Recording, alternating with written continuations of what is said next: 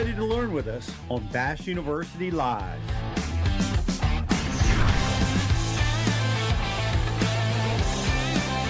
Bass University Live starts now.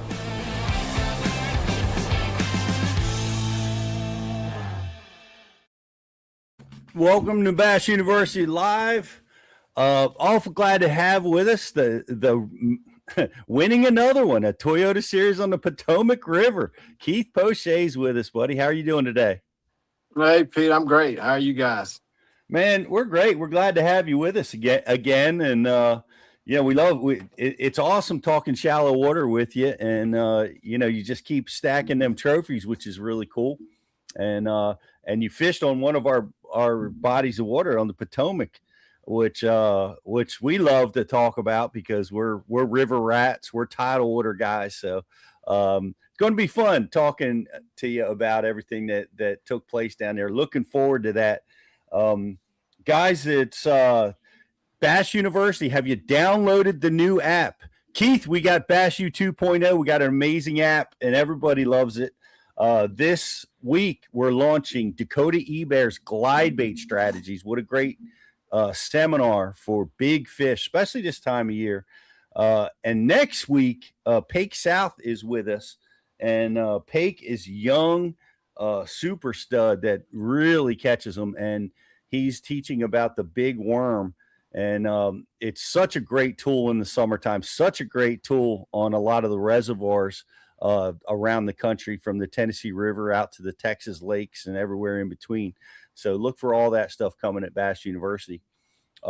Keith, I got to brag. I got to take a minute and brag a little bit. My son, Jake, and his partner, Jack, won states in the New Jersey State Championship tournament. There they are. That's their second or third win this year. And it's Jake's third state championship. So they're going to Kentucky Lake for the Bassmaster High School National Championship in about a month. So that's awesome, man. I know you're proud, man. That's awesome. There were so many amazing deals. Jack caught the lunker of the tournament, a 312 largemouth, and I always work with the boys. Keith, you know what this is like. The last minute, right? You need that one fish. You need it. Like it's going to be, everybody's got the same weight, and you got to practice that. And with no time on the clock, Jake scoped up a 311 smallmouth, and we got it in the boat, and we were culling as we were, making our way back to the launch ramp, and they wound up getting 14 pounds, and they won over second place, which was 11 pounds. So I got a question though. Did he stay in the boat? Like he didn't fall in the water? Like I mean, all good, right? I'm saving that lesson, Keith. I haven't taught him that skill yet, Yeah, that's a pretty good one. I haven't even mastered that one. Yeah. Well, I tell you what he is good at though. When he hangs up one of those Koike full casts, he's happy to go in the water and go get it. Oh, absolutely. I'm sure. They're a little hard to come by, but no, he's been great. Both boys are progressing, and we're looking forward to fishing the Kentucky Lake in the summertime. What can we expect? Do you have any experience fishing the Tennessee River lakes in the summertime?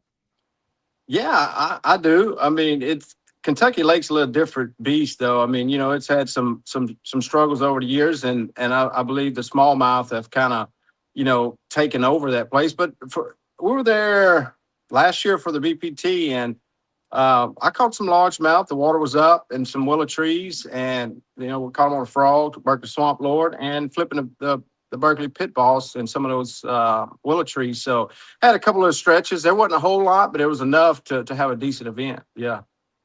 Nice. Well, it's good to hear. I know there for a lot of years the carp were the big story on overwhelming Kentucky Lake, and it seems as though the bass are making a surge to come back. And it's interesting to hear you say smallmouth are a factor out there. Yeah, they kind of dominate, especially early in the year. They get on those bars out there, and those guys perspective mode, or they scope those stumps and they catch them off bed. But Yeah, I'm sure there's a lot of schools of largemouth and smallmouth out there on some of those drops. I know some guys caught them like that when we were there last year as well. So it's coming back. It's fishing really good, and they're catching some really big bags up there for sure. Nice. Well, we'll look forward to getting out there. I guess that's taking place the end of July, the beginning of August. So it's gonna be hot for us Northerners. That's gonna be real hot. Uh, Yeah, we may have to be falling in the water for sure every day. yeah. Stay cool. But good morning, Scott. Good to have you with us. And welcome everybody joining. We've got Keith Poche with us, fresh off his big win on the Potomac River. Congratulations, man! That was an amazing win. You got to be feeling good. Yeah, appreciate it, man. It's anytime I go to the East Coast tidal water fishery, it's I feel comfortable. It's my wheelhouse. I mean, the last time I was on your show was last year during practice for the pro circuit on the James River, and I got that. I got the W there for the pro circuit last year, and man, it's just I just understand those bodies of water and I feel comfortable. I'm in my little 19-foot Gator Tracks GT series and I slip back in those creeks and it's just a fun place to fish. And I love going for sure.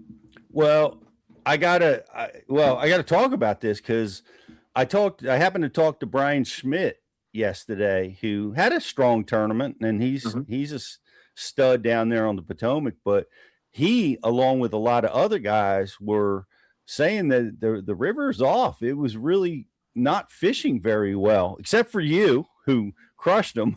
But a lot of the guys seemed to struggle. Yeah, I didn't fish the main river a whole lot. I actually fished a lot of places I fished last year for the BPT.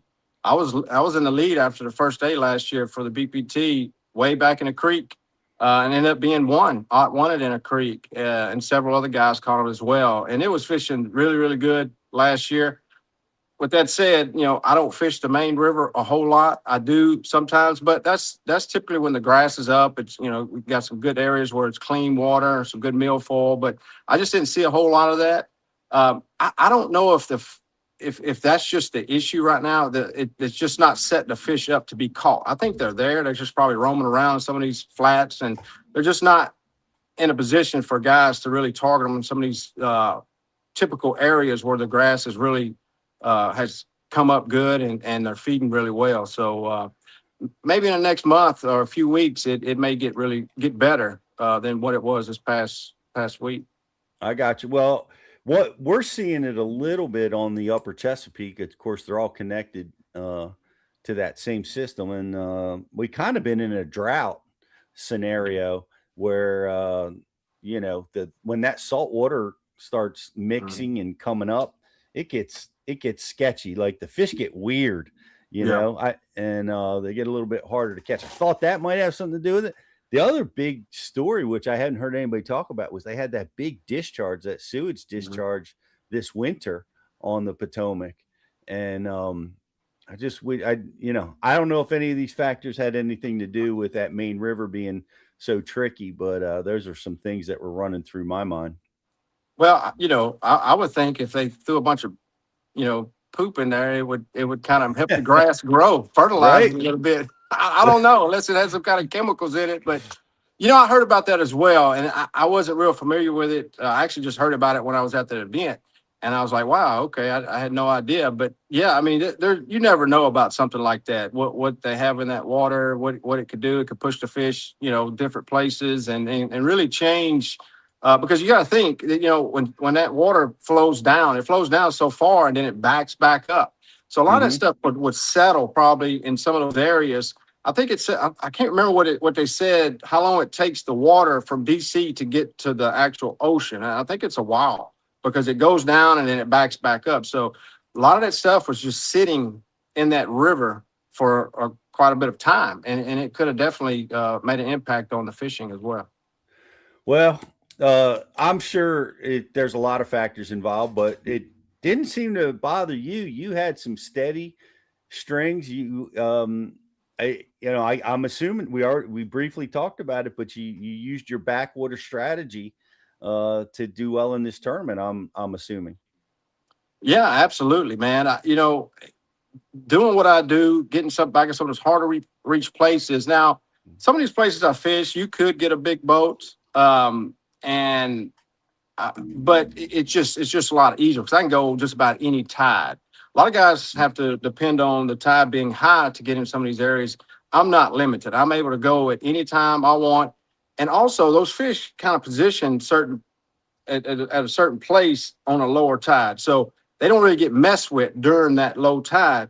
So that's the advantage I have running that little flat bottom to get in those places, utilize that falling low tide, and those fish don't really get food with during that stretch of period. So I had a couple deals going. I practiced several creeks.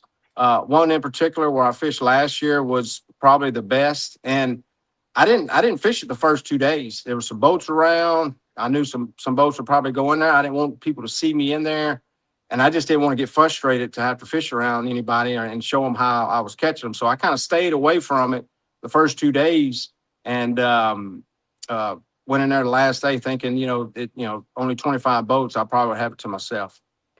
Man, that's bold. I like to. That's got to Mhm. be scary to be looking in there and like Yeah. saving it because it's hard. It's so I got you got to. I would worry that somebody else would be running in there and just pirating that place. You know. Yeah, and they did. There were boats in there. I talked to a couple of anglers that did go in there, and of course they went on a certain tide. But man, I spent Mm. so much time in that creek, and I just know the sweet spots. I mean, I know where the fish move on a high tide. I know where they move on a low tide.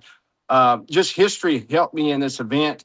Now, the first day I went in Neabsco Creek, Neabsco, I think that's the name. It's straight across from Takeoff, and went way in the back. There's a little beaver dam. I kind of went over. It's a new beaver dam. I wasn't there last year when I won. I had a few fish in there. I caught one good one in there, and I was coming out. And the sewer drained back there. Well, when Mm. I went in that morning, wasn't nobody there, and when I came out, there wasn't nobody there. I'm like, this is weird. And I have never fished that drain before. Never, even before. Like I just because it gets hit a lot. I just don't fish stuff like that. I try to fish stuff that don't get fished. I said, well, why not? Let me just slip right there and make a couple casts. And dude, I caught a four something and one almost five back-to-back casts. And I'm Holy like, you smoke. got to be kidding me. So it was just meant to be, man. It was just one of those tournaments. I made good decisions. I mean, there again, I saved places. When I didn't want to. I mean, I wanted to go there, but a lot of times you just got to manage, especially fishing way back in places. There's only so many fish in these areas, and you got to manage them right, play the tide, and it kind of just worked out for me. I don't know what else to say. Well, it sure did. You running into guys has got to be hard in those backwaters. Man, how do you deal with that? Like you're running into a place like that. There's another boat in front of you. Do you bail on it, or do you just wait it out? What do you typically do when you see that? Well, I mean, depends on where they are and what's back there. I mean, Mm. for instance, I went to the James to fish the BFL the very next day on Sunday, and of course I signed up late. I was last boat, and I was going to my pond in Cornelius Creek, and there were some boats right at the mouth of it fishing. I said, "Well, I'm gonna slip right by you guys, and I'm gonna go all the way to the back." And one guy said, "Well, I'm gonna go first," and he went. Of course, I just got on a trolling motor and I followed him back there, and I just went all the way to the pond. But I think it just depends on how big the creek is, where you're going, what you're fishing. And I mean, Yeah. if it's a little old ditch that goes to nothing, yeah, and he's going to be ahead of me the whole time, yeah, I'll probably just turn around. There were some instances in the Toyota where, I mean, I ran in the back of a creek and like 10 minutes later, another boat come in right behind me. Of course, I barely beat them there and caught some key fish that helped me win. So timing is everything, and knowing when to pull out or go into an area before someone else gets in there. And a lot of times that plays into that, like I said, the tide. When they feel like they can actually access those places, I can access them about any time. But I try to play the strategy of what other guys may or may not do depending on that tide. Yeah, because I run those rivers all the time too. I love to Mhm. go into those backwaters, and I don't have the boat that you have, so I've got a bass cat, and um I got to get out of there, right? I got to. Yeah. A lot of times I'm on a much shorter window than you are, Yeah. obviously. And listening to you talk, I can see that's true.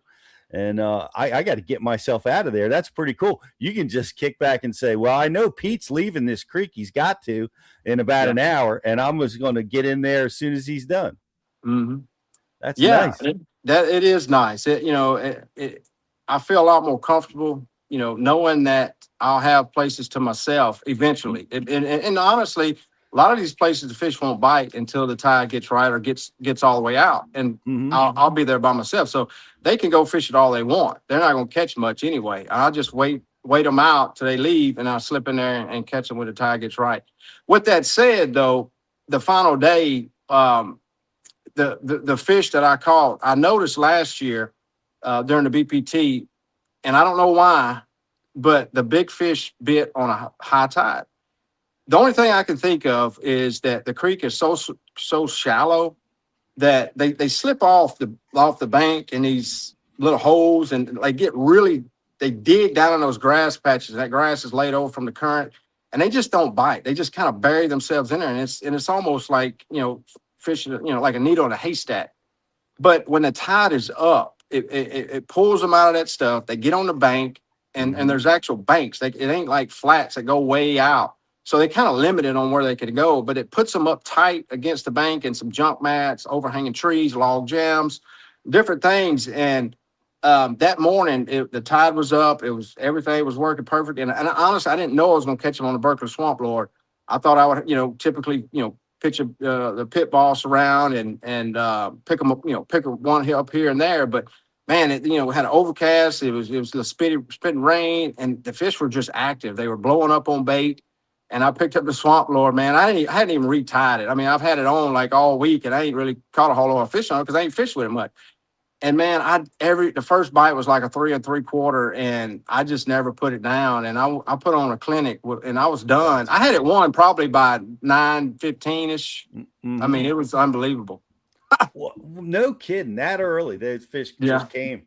yeah, Man, that's pretty cool. What do you have that bait with you, or can you describe yeah. the color you were throwing? Oh, Oh there yeah, it it's is. just a frog color. Okay. What's good about it, of course, is the hooks. I didn't lose a fish. They got really good hooks in it, and it worked. And the way it walks really well, it goes through the structure. I was throwing in some of those pads with those junk mats hung in those pads. Those bigger fish, they want something over the head, and they were underneath those junk mats, and also underneath those overhanging trees with some of those junk mats in them as well. But honestly, I caught a lot of fish, but the biggest ones come around those junk mats. And I had to a lot of times make a really, really precise cast because I had to walk it through those pads without getting hung up to those junk mats. And I worked it right next to those junk mats, and they come out and just, dude, it was awesome. It was a fun day. Man, it sounds like it. What were they were 3 pounders? Did you get any bigger than that? Were they just all solid fish? So yeah, I had one probably 4 plus. I don't weigh them on Yep. these. If I got to weigh them during the pro circuit because they make us, but I don't like just being surprised when I get to weigh in. I don't weigh them. I use a balance beam to cull them. Mhm. I had no idea. I thought I probably had around 16, 17. And Michael, he was like, "Ma, you got 18, bro. You nasty, bro. You got 18, man. You you're a nasty dude, bro. You caught him." I was like, man, I don't know, but I knew I probably had enough to win. Those guys gonna have to really catch them. But no, it was fun. It was really fun. That's awesome. Well, you got to fish with a friend of ours, Michael Duarte. Mhm. Justin was saying that you guys practiced together for this tournament. Is that true? No, no, we No. didn't practice together. No, we just No. we roomed. We actually stayed at the same house. Jesse Okay. Coley was the guy's house we stayed at. He's a good dude as well. He fished the event as a pro.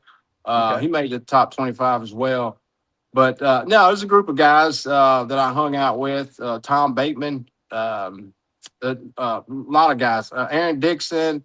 There's this group of guys everybody hangs out with, and I'm kind of connected with those guys. And Jesse let me stay at his house. Of course, Michael and his brother was staying there as well. So we had a good time. It was a good group of guys, and we had a lot of fun.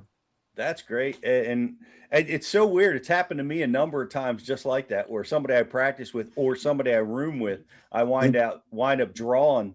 Right. One of the days of the tournament, and Michael and his brother are very very good anglers, and Yeah. I know he was in the doing really well in the tournament. I guess he was leading going into the last day, and just a really I'm sure he wanted to win the tournament too, but it's in that shallow water. It's got to be tricky to for everybody to be catching them. Yeah, fishing behind me, and of course the creek is pretty good size. I mean, you just about can throw across from each side to side. But he had some bites. He had lost. He didn't have as many bites as I had. Of course, I'm in the front and I'm picking it apart. But he had a little place that he wanted to go fish in the main river. He had, where he caught his 15 pounds the day before, and I was willing to go and take him there, and I did. We went. We got there a little bit before 11. Tide was getting down, and that's where he wanted to be when the tide was out. And he caught one around 3 pounds, and it just wasn't happening. It wasn't materializing for him. And I was like, "Hey, man, I really think that we need to go back to that creek." And I said, "Look, I got a tree. It's a magic tree." I said, "When the tide goes all the way out, there's fish underneath that tree. I don't care what's going on, rain, snow, sleet, sunshine. There is a fish underneath that tree." And he said, "Okay." And I brought him to that tree, and you could see him swimming around. I said, and I'm like, I feel like I was talking, like I was like, "Hey, man, all right." So I got him up the tree. I was like, "All right, cast right here." Like, so, but I was kind of coaching him on where to throw, like I need to tell him what to do because he knows how to fish anyway. But and he pulled a 3-4 out of there, and we thought that was Nice. it. We thought that was going to get it done, and we kind of got out of there. We probably could have stayed a little longer and him catch another one, but we were worried about getting back and to weigh in. So, but man, I was wanting him to win really bad. He was so close, and if he had just landed with some of those other fish earlier that morning, he would have had it done for sure. Man, he's such a good angler. What happened? Did he have some mishaps? Some Yeah, what? so yeah, he had one on a frog, behind me, and I had just caught a 4 pounder and a giant. Like it was just unbelievable. I mean, the fish was just, oh man. But he threw an edge of some pads and he broke off on the hook set. And then the fish was like coming up, jumping, trying to throw the frog. I felt bad for him. Yeah. I mean, how do you No. break off on braid? I mean, it was just one of them unfortunate deals. So, Uh, and then he lost one on a wacky rig, like a 3+. You could see him. Crystal clear water. You could see it. The fish ate it, and then just come off. yep, yep. Well, So, in order to win, things got to go your way. And Michael's a good, amazing angler. He's going to get more wins. I know oh yeah, that. I think he finished third in that tournament. It's an amazing finish. yeah, But that's cool. You guys got to fish together, and you had your fish by 9 o'clock in the morning, man. That's yeah. Well, that never happens. it took me. I mean, I caught the last one closer to 10, but I'm saying I had enough to win by like 9:15. Like I didn't know what it was going to take to win. I probably had 16 and a half, pushing 17 by 9:15. Yeah. Yeah. Well, and what a great audible, like adjusting to conditions and picking up the Mhm. frog on the last day. What were you doing prior to that in the first 2 days? How were you catching them? The Berkeley pit boss is my moneymaker. I mean, that's my bread and butter. It's a 3-inch Berkeley pit boss. I mean, it's real sleek, slender. It's got a lot of action. It's easy to cast around, skip around, get in tight places, throw it on 3/8 ounce rate with a 7.5 heavy world class Fenwick rod. I mean, I I have that on the front deck of my boat most of the time. But I fished a lot of little jump mats on the outgoing tide, log jams under overhanging tree, just typical stuff where I was throwing that frog as well. But it was the conditions, I had to flip. They weren't eating on the top, the Mm, first 2 days. But I kind of ran some different creeks and was able to pick one up here, pick one up there. It was kind of an all day grind the first 2 days to get my limit. because I was fishing. Like I said, I was saving that one creek for the final day, and so I had to kind of just jump around, move around to get the fish I needed the first 2 days. And heck, I ran all the way to DC the second day, and No kidding. yeah, Wow. I should, and I should. There's a couple of little sneaky places up there. I'm not going to talk about, but yeah, man, there's some fish in DC, man. Some big ones, some big ones. That's Yeah, very cool. Nobody yeah, goes up there anymore, Keith. yeah. It's No, like, well, I don't think they have the fish like they used to have. There's not much grass up there, but there mhm. is a couple of sneaky places where there's some giants. And yeah, I mean, I had the opportunity to have another decent bag, 16 plus the second day, and just lost a couple key fish. But I was worried. I was like, man, I was driving back from DC. I had a long day. I'm like, man, I just blew this. I had the lead last year, the Bass Pro Tour, and I messed it up. And I'm thinking, man, I just blew this one again. I thought I had 12 pounds, and I put them on the scales, and there's 14 even. I barely had to lead again. I'm like, are you kidding me? Like, I had no idea. I'm like, okay, I mean, I got this. I mean, this. I can make this happen tomorrow. This Yeah. is okay.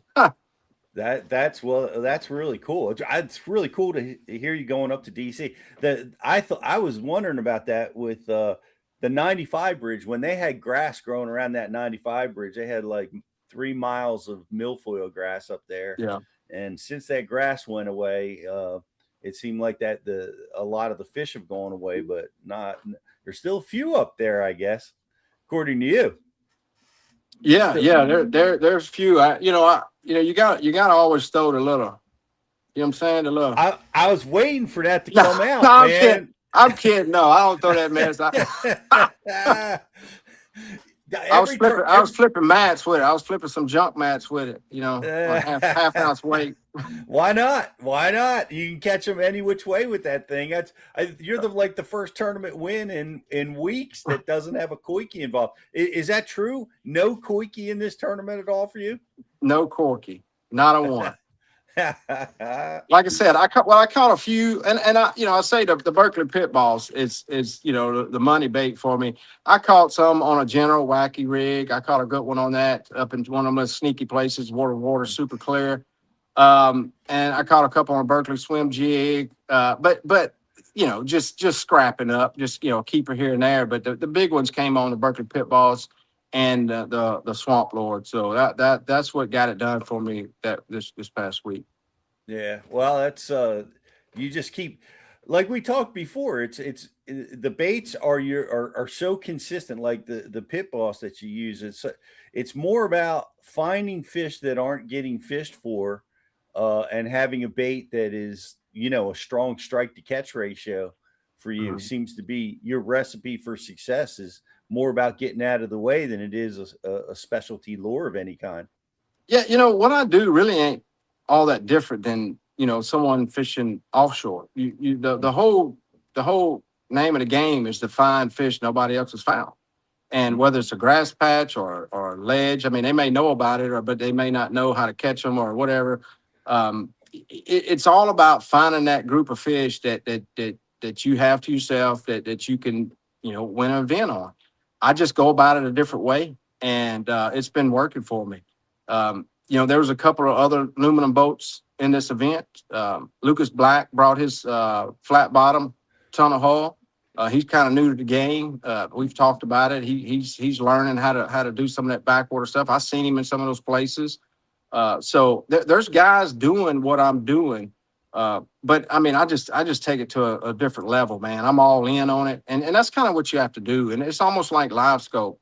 Those guys are all in it with that stuff. They've learned how to do it. They've gotten really good at it, and that's their bread and butter. And I take backwater, off the grid style with that little aluminum boat, and it doesn't always work out. Everybody thinks I just show up to a place and I'm gonna catch them, and a lot of times there's no places to go backwater. I gotta, or there's no fish in a lot of places. So it very rare does just really work out for me. But fishing a tidal water, shallow deal like that, it's more likely to have places like that than your average lake. Right, right. Driving up to DC from where you launched, that's a long boat ride. Like what kind of speed are you getting out of that boat, and how How does it handle the rough water? So I'm up upper 40s. Okay. It's not the fastest, but man, I don't worry about that. It probably takes me 40 minutes or so to get up there. Yeah. But I can take my time because I know nobody's going to be in my spot when I get there. So Yeah. I'm not worried. But yeah, I lose fishing time, and a lot of times I'm running back in these places, and people don't realize, sometimes especially with the tide being low, you hit something, you break down, you get hung up. Like there's a lot of cons to doing what I do. You have to be extra careful. You lose fishing time, and you just never know, man. And sometimes you won't make it back just because of the situation you're fishing. Well, the rough water on the Potomac is notorious, especially Oh in the yeah, mouth of Mattawoman. I mean, yeah, oh yeah. that's hard to navigate. Yeah, it luckily the wind wasn't that bad. The first day it got a little breezy, and that's partly why I stayed close the first day. Man, I got a spot in DC I really wanted to go to the first day, but there again, I had a shorter day. I was first flight, and then the second day I was had a little longer day, so that's why I opted to go. But no, it takes it pretty good. It's not the fact that it's rough and it beats you up. It is just you just get wet, man. I tell everybody that rides on my boat, co-anglers, cameramen, boat officials, I said, man, it may be sun shining and calling for no rain, but I promise you it's going to rain in my boat today because the splash will get you. The splash will get you. And that's the worst part about it. I mean, if it's not windy or whatever, I mean, it's all good, man. But I've had this boat in the Great Lakes, St. Clair, Erie, St. Lawrence River, Oneida. I mean, I've been to all of them, and yeah, I got to run slow, but it's not to where I can't move around. That's good. I remember seeing you at Oneida in some pretty rough water, Yeah. making your way at Oneida. I was impressed. I'm like, wow, that boat can take these waves. That was pretty impressive. So it's pretty it's a tribute to the boat Yeah. and your commitment to it. I mean, you're just going to get into those backwaters. I want to ask you, like, do you have you? And this is specific, but you went up to DC. Did you go to those southern creeks on the Potomac? Did you check any of those out way in the back? I didn't. I I've never been down to those creeks, and probably the farthest I've been is Aquia, Okay. and I've caught fish back there. But talking to some of the buddies I'm staying with and around, they were talking about how they weren't fishing very good down there either. So man, it's just so much water, so many little creeks, and after going to a couple of creeks that the first couple of days of practice, and I'm like, man, they in here, like I don't need to go anywhere else. I don't need to get spread out. I don't need to get confused. I need to keep it simple. Just stick to where I know to go and where I know they live, and just make it happen. Because a lot of times you can kind of overdo it. You get too much. You start running around, and you doing more running than you fishing, and I didn't want to do that. In the days of forward facing sonar, you're successful and you're getting it done, doing what you do. That's you got to feel good about that, right? So many guys are cracking on it and saying, you gotta scope or you're never going to win. Yeah, that's not the truth. Well, yeah, I get one every once in a while, but you take last year at the James. I mean, I almost got beat, man. The guys scoping almost come back and beat me. And this year at Douglas, I got beat by scopers. So I mean, I thought I had that event wrapped up for the pro circuit, but Cal Lane, you follow. It's still hard to win against scopers. They're just so good at it, and the fish are plentiful out there. Like when you're fishing backwater, shallow, if you don't manage your fish right, it's really it could hurt you. And just to expand on Douglas, to tell you about what happened there. The first day, I I caught 13 pounds. I thought I had a little more than that, and because scales are normally light, but I didn't want to catch a two and a half and burn that fish because I had 2 more days of fish. So I said, you know what? I'm gonna get off these fish. I feel like I got a decent bag. I just don't think they're gonna catch them that great. But I should have stayed and caught more and tried to get a little more weight that first day, because there was actually more fish up there than I realized.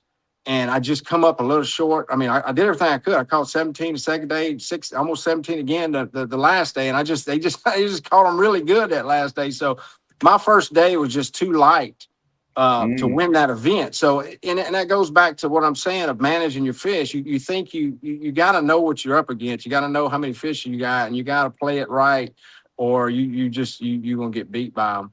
And that's, I honestly don't care about live scope either way. I mean, I use it. I mean, I use it more or less to find structure, to pitch at, stomps or laydowns or whatever, grass patches. I'm not really a throwing at a fish, but Mhm. man, I don't know. I think we're at a point where we need to really think about what the future is of bass fishing with forward facing, because it's too dominant in my opinion. And I don't know if these young anglers are really learning how to fish. My hat's off to them. They're great. They're great at what they do, and I'm not knocking them. I'm just worried about the overall look and the way fishing is perceived now, and the way we go about doing, or they go about doing it. I can appreciate your concern, and it's I'm conflicted with it because I'm involved with the kids so much, and I watch them loving it. The Yeah. kids, so much enthusiasm and excitement when they can catch a fish, and the engagement that they have, um, learning that and going through that process. It's for me, it's I'm conflicted too, because I see that energy and that excitement. I'm like, how do we turn that off? I mean, we want these kids to get involved. We're giving them a tool that just makes them so excited and loving this sport. How can we even be talking about turning that off? You know?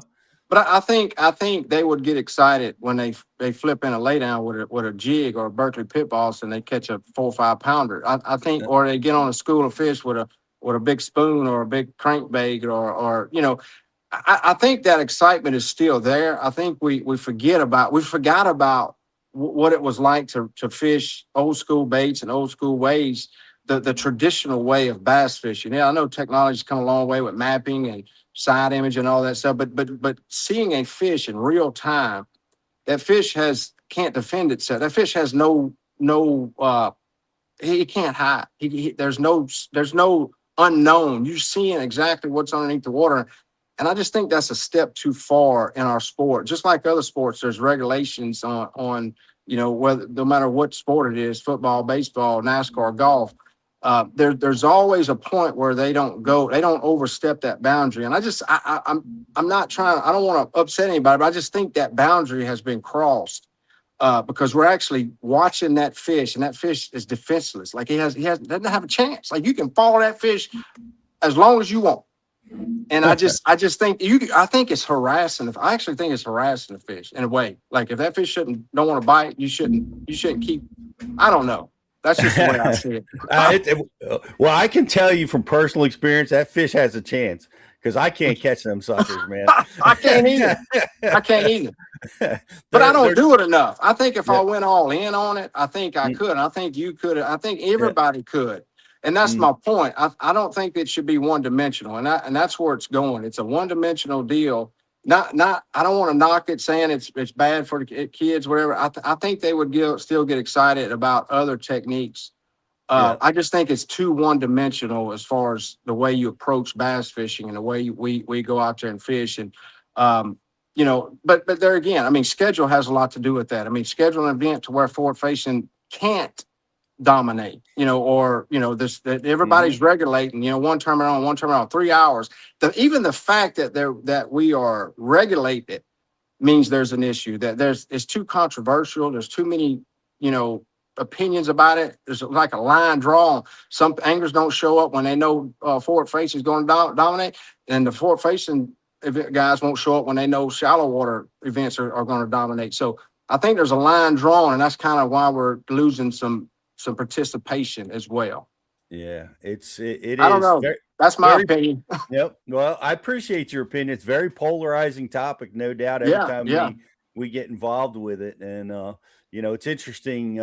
It's certainly interesting to see how things are going, and how the sport's going to develop. I can tell you when I train and I work with my team, um, we do a lot of both, and flipping and pitching is that's that I love it. That's my Mhm. absolute favorite technique. So we're going out of our way to teach them Yeah. those techniques and all the conventional stuff too. And I really think as a coach, um, you got to prepare for all techniques. Like you can't be one dimensional with the Mhm. kids today because of the limitations that the tournament trails are starting to impose. Yeah. You got to have kids that can as be as confident with a spinning rod and scope as they are with a flipping stick. Yeah. They got to be able to go back and forth seamlessly with total confidence.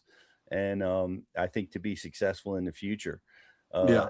as these things play out. But you're going to stay shallow, Keith. Where are we going shallow next, man? What's on the agenda? So we got Champlain for the pro circuit toward the end of July. So yeah, I mean, I don't know. I don't know what I've done okay there, but I don't know if they'll be spawning or what, but I'm hoping they're spawning. I'm hoping they're shallow where I can look at them and you know, catch them some way without having to use that box. Because I know that even I can use that box all day, which we can't, but I could use it all day, and those guys would beat me in 2 hours versus me using it all day. So, but hey, there's some largemouth there. I'm gonna be looking for. So yeah, I mean, I've caught them there. It's a good place, great fishery. So I'm looking forward to going there. Where are you launching? Are you restricted to your launching in that tournament? On Champlain, Yeah. I think we're out of Plattsburgh, like Okay. far So as yeah. yeah, I'm sorry. I didn't know what I didn't hear what tournament you were fishing. So Oh you're taking off out of Plattsburgh. That's man. That's yeah, going to be a big boat ride. yeah, yeah. I'm gonna bring the little boat too. So hopefully it doesn't blow. I can fish Well, by the round. If it there blows, you go. There you yeah, go. That's that. And it always blows at Champlain, but it's an amazing fisher. I know the bass or the elites are going to be there too. They're going to be fishing there this year without forward facing sonar really, on that really. tournament. Oh, I'm. When is their event? I think it's a month from now, maybe a month and a half from now, something like Okay, that. End of so it's gonna be July. after our event. Yep. Yeah, Yep. yeah, Yeah, so that it's going to be real interesting to see the guys go old school, maybe targeting largemouth and those yeah, types of things. Kind of the same stuff that you're going to be doing, I guess. yeah. Absolutely. But Well, I like what Bass is doing. I like that event, one on, one off. That's cool. I really do. It forces the guys to fish, like regular like we used to, and I like that. That's one thing I like about Bass. I can't say much, but that's one thing. yeah. Well, I well, it's the it is pretty cool because they restricted use of the sonar by scheduling, and then they're restricting it by even further by one tournament on, one tournament off kind of thing. So it's Yeah, we're definitely seeing a lot of different things play. Of course, it's so weird. Like with the scope, you couldn't buy a minnow anywhere. A Sakamata shad was like impossible to get. Now it's all about the koiki ball. You can't get yeah. one of those these days. And I wonder how those Champlain fish will look at a tool like that. I imagine they're going to snap it up. Probably so. Probably so. I'm selling mine $400 if you want it. Nobody. I mean, it's the original. It's the one. There you So. go. I think you'll have some buyers. Why aren't they stocking them, man? Why I don't know. I have no idea. It's that weird, high man. that high you think that hide up tackle company be over here, stocking all the shelves, making all that money, but they're I guess their business plan is Yeah, got to keep the demand high by right. keeping the supply low. That's right. But I got a couple questions for you, Yes, Keith. sir. Here we go. These are gonna be some rapid fire questions. What is your favorite boat food? My favorite boat food, What probably do a you honey bun. Honey bun. honey bun? Oh yeah. Yeah. You and my son have that same addiction. He's got to have one of those every day in the morning. How about your gas station? Are you a Bucky's guy? Uh, Loves.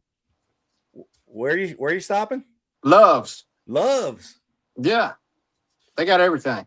They Normally got it. got like a Subway or a restaurant in there as well. Like they always got some good stuff. Heck yeah, they do. That's a great stop. What's your favorite shallow water bait of all time? Oh man. Probably a jig, just you can swim it, pitch it, flip it. I mean, jig is all around shout. I mean, you can actually fish it off the bank way out. So but jig, yeah. Albright or FG knot? Uh FG. FG knot. You can tie that thing. I can't tie it. It's impossible. Your Keith Poche's favorite lake in America or river? What's your favorite? James River. Yep. The James River. No kid. That's far from home for you. Man, I love that place. Me too. Love it. Me too. Do you like the Chickahominy part of that system or the rest? No, man, just all. I mean, just other creeks. I mean, there's just so many fish there. You can go.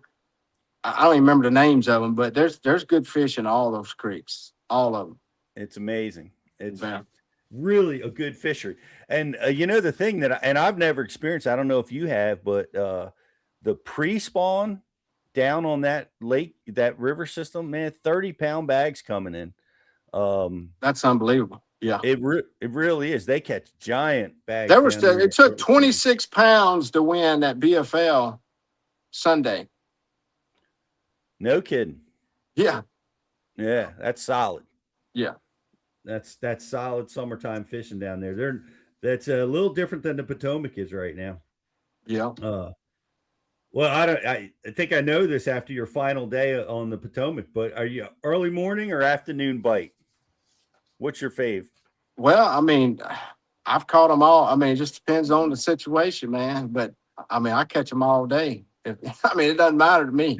A lot of times we don't get out there early enough to have an early morning bite. So, I mean, depending on where we are and what tournament organization we fish for, normally it's just you don't get a morning bite.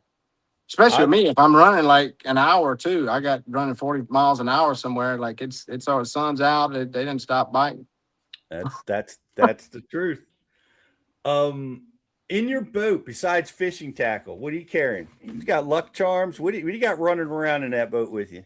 Man, I have probably a Walmart bag full of tackle, but I got normally I carry a chainsaw, little hand saws. I mean, yeah, I got all kind of tools, man. Tools, yeah, to work on boats. I got to replace lower units. I got to work on the boat sometimes.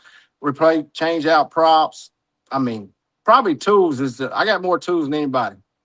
That's pretty. I should have guessed that, right? Yeah, that's pretty cool. Are you handied out? Can you work on boats? You can run the electronics. You're pretty good with that stuff. Yeah, the service crew loves me because I don't ever have to go in. I do all my own stuff. Oh man, that's a handy gift to have. I think. Yeah, you're a good roommate to be staying with. Well, to do what I do, you got to be a half mechanic because you're gonna be working on stuff, all the time. Yeah, your gear takes some punishment. So yeah. Yep. Well, that's a handy skill to have. So if you need some tools or know-how, Keith's your guy. We talked about a couple of lost fish that happened for your partner and you. What's the biggest fish you've ever lost? True. Well, I don't know. I didn't catch it, but it was probably a Goliath grouper. Does that count? You said fish. Yeah, So, that yeah, counts. I hooked a Goliath grouper one time and I didn't get it in. Did you get to see the strike? I've seen some of them crazy strikes where the 300-pounders come up and suck that bait down. Yeah, it was a pretty awesome day, and I didn't get it in. So, oh man, that's where was that at? It was down out of Orange Beach. Okay. Yeah. All right. Mhm. Goliath grouper. That's on me and my son's bucket list. I haven't caught one of those yet. That's probably, besides bass fishing, that's probably catching grouper is probably my next favorite thing to do. You do that a lot. No kidding. Not a whole lot. I mean, but I do it every so often. Yeah. Yeah. Is it? It's like dock fishing, right? You're fishing around Well, no, you structure can all go the off. time. You can go out. You can go out and go out as well on some structure as well and catch them. Okay, Mm-hmm. man, that sounds awesome. Yeah. Most memorable tournament moment for Keith Poche. I got a lot. Man, probably probably whenever I when I ran all the way up to Cherokee, up the river, and I ran through the craziest stuff that you've ever seen in your life without hitting something. Is probably, and won the event. That was probably the craziest and most memorable thing I've ever did. The in Cherokee, some Yeah. treacherous water. Yes, very. The water's low that time of year, early spring, and man, I ran through. Man, you wouldn't even believe it, man. I'd scare you, man. I'd scare you to death if you were in the boat.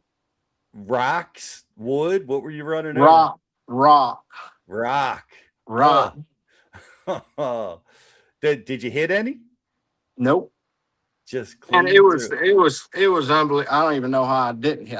I had there was three. I had a cameraman and a boat official, but man, it just I don't know. It was just one of them days. It was pretty crazy, Oh pretty crazy. man, that's so awesome. I've been on one of those boat rides with Ott Defoe up through Yeah, those rocks with that tunnel hole that he but uses that drafts no water. It's scary, scary yeah. down Well, he's using a jet foot as well. I there. did it in a prop. I had a Oh, prop on there, so oh my with, gosh. with no tunnel hull, flat bottom, stock, everything stock. No flat, no tunnel hull, no jet. Oh my gosh. And you made it there every day. Yep. Uh, Yeah. that's memorable. And that's Keith Poche style, Yeah. brother. That's the way you got to do it. Yeah. Ad, advice for so somebody in the sport, they want to get confident in running water like that or taking those chances. They want to become a Keith Poche shallow water angler. What's your best piece of advice? Um, just get a big boat. Just get a big boat. Just get you a 20-foot fiberglass. No, I'm kidding. No, it's man, just be ready to work and put in a lot of time and learn a lot about your boat. Learn about what it can and can't do. Mm-hmm. And that's what I had to do. I had to. It's just take away for the fishing part of it for a second. The fact that what you can do in a boat and how you maneuver it and run through places. Now it's semi-dangerous. I'm gonna say semi-dangerous because you're not running high speed. You're not it's not a big motor. It's not a big boat. So you're not really going fast. I mean, it's not dangerous like it's crazy, but you can tear up some stuff, lower unit props, stuff like that. But just learn what you can and can't do with a boat. Scope it out before you run it. Don't ever just run something without walking it or trolling motor. Just see what you're going through and don't get yourself in more of a bind than you already are, because I've done that and it's not fun. Good advice. Sam says he ran into you. He was headed to the hardware store and he had to pull over to take a look at your boat. And Patricia says off the grid is off the hook. And getting a lot of Edward. Great job, Keith. It's all Appreciate everybody's loving Keith Poche, loving the style, and we really appreciate that, man. It's getting up in the dirt, old school, flipping, frogging, and you racked up another win on the Potomac River. So it's pretty cool, pretty good stuff to see. And Man, I just have fun with it. That's the deal. I have a good time. I fish like I want to fish, and I guess I can add to what I can give advice to anybody. Fish the way you fish. Fish how you want to fish. Don't listen. Don't worry about what everybody else does. do what you like to do and run with it, because that's the only way you're going to be successful. Yeah. Well, that's great advice for anybody. And we'll wrap it up with that. Keith, thanks for coming on again. And look, good luck at Champlain. Good luck the rest of the season. And you catch one of them big groupers, you got to send us a picture. I'll do it. Appreciate it. You bet. Appreciate you very much. And good luck the rest of the season. Keith Poche, everybody. Shallow water. What a fun way to go. I love doing it. I run into Keith sometimes, digging back into that shallow water in some of those tournaments. And it's one of my favorite ways to fish too. Guys, we're going to take a quick commercial break and we'll be right back with some Bass University Live. We're off the clock to clock more fish, to fill our live wells and empty our coolers, because there's more to explore. The latest Humminbird fish finders work fast, see clearly, and know all the best spots. They fish even smarter paired with the Minn Kota and break down the water like never before. If you like your plans loose and lines tight, then it's time to explore. Only with Humminbird. Get right to the fight. New Mega Live 2 forward-facing sonar puts you on more fish with an ultra-clear, rock-solid picture of underwater action. Next-gen clarity, next-level fun. Only with Humminbird.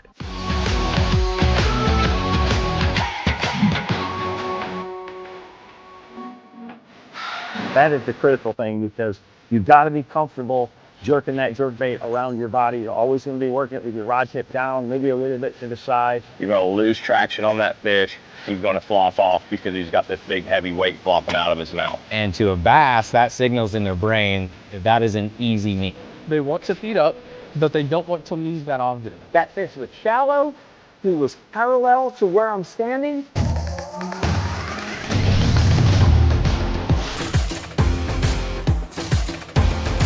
Reading that screen, watching, throwing, casting, learning.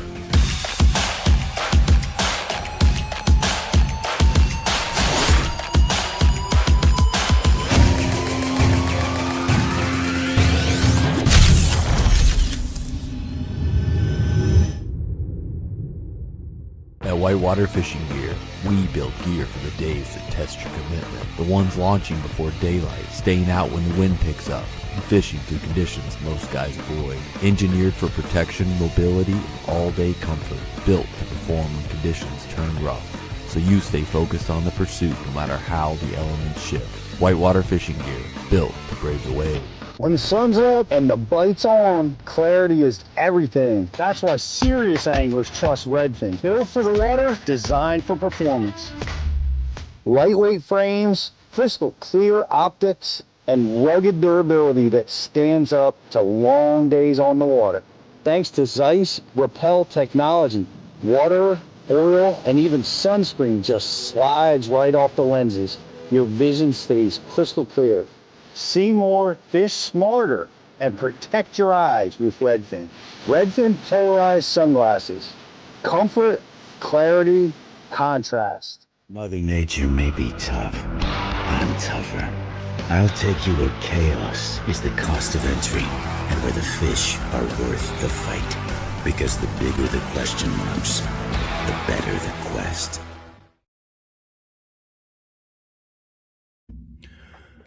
Hey guys, welcome back to Bass University Live. This week, Dakota E-Bears glide bait fishing. We lost the glide bait at our tournament this week. Always hate that, but such a fun way to fish visually. Watching it on your sonar, any way you're doing it, man, it's pretty amazing. And Dakota's from part of the country that's got a lot of big ones, so look for that coming this week at Bass University. And next week is all about the big worm with Pake South. It's such a tremendous tool. I know a lot of you guys are ledge fishing right now. Anything on the Tennessee River chain, any of those big impoundments, that big worm, there's just something about it. I've been out with it so many times where that you got the bigger the better. And it's amazing because you'll catch those, even the little ones, the 1.5 pounders will look right past the drop shot or a small shaky head or something, they want that 10 to 12-inch ribbon tail, and sometimes a straight tail shaky head style in that 10 to 12-inch range. They just want that extremely long profile, and they bite it. And so you want to check that out next week as Pake South dives into that techniques and all the lessons that he's learned to be successful catching big ones with the big worm. Keith Poche, fishing shallow, man. I absolutely love it. I love that style. I love that conversation. And I want to thank him for being on the show. Justin, hook us up. Who's the subscriber of the week this week? Looking strong with a nice, looks a little bit post-spawny bass with a beautiful camo Bass U hat. Appreciate you being part of Bass University and being part of the program. Thanks for that. I want to give another congrats and shout out to the boys making their way back to the Nationals this year. Glenn over there at Bassmasters, we look forward to seeing you again at Kentucky Lake. It's going to be really interesting to see. I haven't been to Kentucky Lake for probably 10 or 15 years, so I'm looking forward to getting back on the water out there and checking it out with the boys, seeing what we can do in the hot summertime strategies on Kentucky Lake. Should be fun. Glad to see that the carp have diminished and the reports are coming in. Big bags are being caught. Smallmouth are a big factor there. So that's going to be a fun tournament for us. Looking forward to that as usual. And it's good stuff. So guys, if you haven't done it yet, download the Bass U app 2.0. Everybody loves it. It's an amazing tool to be able to get you around all the content at Bass University to get what you need, what you want to learn. I want to remind everybody that downloads are available. So if you're off the grid, if you're traveling and you want to use the content, take the content with you, you can download at the Bass University app right now. So go check that out. Use that feature. We also have the forum there. You guys want to chat with us? We're always talking about something interesting over at the forum at Bass University, and we've got a lot of great new stuff coming, including ICAST is going to be coming up. We're going to be down there checking out all the new stuff at ICAST, and we'll keep you guys updated on what we see and what we like down there. Want to invite you guys next week. We're staying shallow. We're staying in the shallow zone with the great John Cox. Going to be awesome to have him back on. We love John Cox. He's been with Bass University for a long time. Great friend of the show. Looking forward to catching up with John next week, Tuesday morning at 11 o'clock as usual. So thanks everybody for watching, and we will see everybody next week on Bass University Live.